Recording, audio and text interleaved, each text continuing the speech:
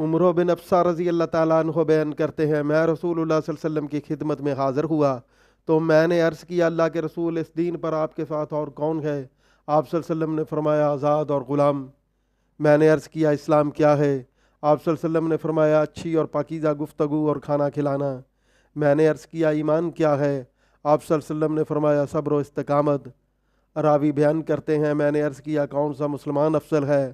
آپ صلی اللہ علیہ وسلم نے فرمایا، جس کی زبان اور ہاتھ سے مسلمان محفوظ رہیں۔ انہوں نے کہا، میں نے عرض کیا، کون سا ایمان افضل ہے؟ آپ صلی اللہ علیہ وسلم نے فرمایا، اچھے اخلاق۔ راوی بیان کرتے ہیں، میں نے عرض کیا، کون سی نماز افضل ہے؟ آپ صلی اللہ علیہ وسلم نے فرمایا، لمبے قیام والی۔ وہ بیان کرتے ہیں، میں نے عرض کیا، کون سی ہجرت بہتر ہے؟